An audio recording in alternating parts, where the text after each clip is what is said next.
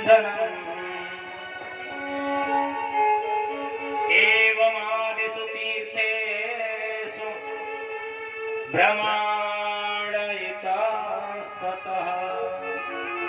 नारद जी महाराज पुष्कर गए, प्रयाग में गए, रामेश्वर श्वेतवत रामेश्वर तक पहुंचे, समस्त तीर्थों में गए, पर नारद जी को कहीं भी शांति नहीं मिली।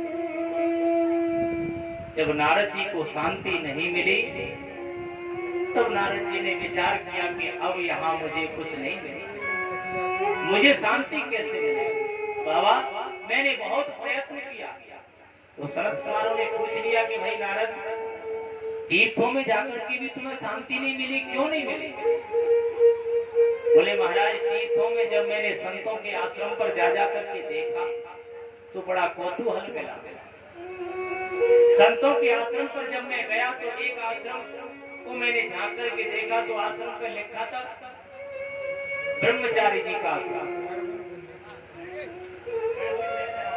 जैसे ही मैंने उसमें प्रवेश किया तो उसमें छोटे छोटे बच्चे खेल रहे थे, छोटे छोटे बच्चे खेल रहे थे।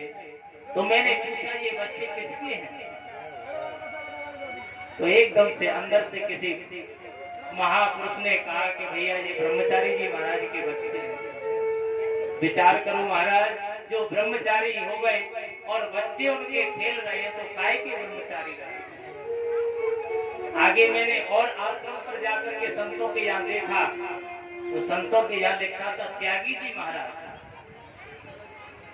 और जाकर के अंदर प्रवेश किया तो दो चार गाड़ी एक साइड में लगी हुई थी, बड़ी बड़े ऊंचे ऊंचे और बड़े सुंदर सजावट के कमरे महल बने हुए।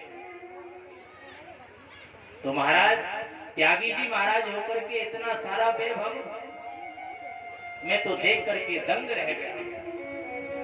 संतों के आश्रम को, संतों के खेलों को देख करके मैं दंग रह गया महाराज। मैं वहां रुका नहीं, फिर सीधा चला आया। मैंने सोचा कि गृहस्थों के यहाँ चल करके देख लिया जाए कि कुछ उन्हीं के यहाँ मिल जाए। तो गृहस्थों के यहाँ पर जैसे ही नारद बाबा पहुंचे तो एकदम से नारद बाबा का और भी दुख बढ़ गया। नारद जी ने जाकर के देखा तरुणी प्रभुता के श्याल को बुद्धिदायक कन्या विकृणो लोभा दंपति नाम च कल्पना। गृहस्थियों के यहाँ जाकर के देखा तो गृहस्थियों के यहाँ जाकर के नारद बाबा को दुख और बढ़ गया। क्यों? क्योंकि जब गृहस्थों के यहाँ देखा तो तरुणी प्रभुता आगे है श्याल को बुद्धि। महाराज गृहस्थियों के यहाँ पर बूढ़े बड़े की कोई नहीं मानता। नई बहू विवाह होकर के आती है और चलावा उसी का चालू हो जाता है। अपनी बूढ़ी सासू माँ को बिल्कुल भी कुछ भी नहीं पूछती है। घर में बुजुर्ग है, किसी से कोई सलाह सम्मत नहीं ली जाती। तो फिर सलाह सम्मत किससे ली जाती है?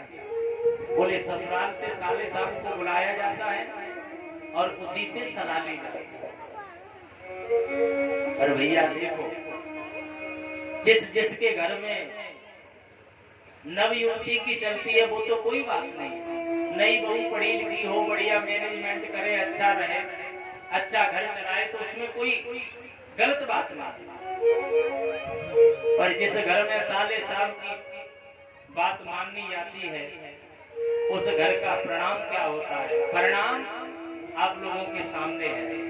कौरवों के यहाँ मामा सबनी की चली तो उनके यहाँ कोई रोने वाला भी पैदा नहीं हुआ। जहां जहां भी देखो, और वैसे ब्रज में एक कहावत भी है कि घरे बिगाड़े सारो और दीवार बिगाड़े आरो।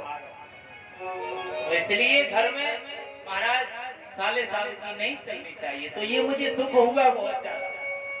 घर के बुजुर्ग हैं, बड़े घाट पर कोई जल की भी नहीं पूछ रहा है और साले साहब घर में आ जाए तो उनके लिए पकवान इत्यादि बना करके उनका खूब स्वागत कराया जाता है।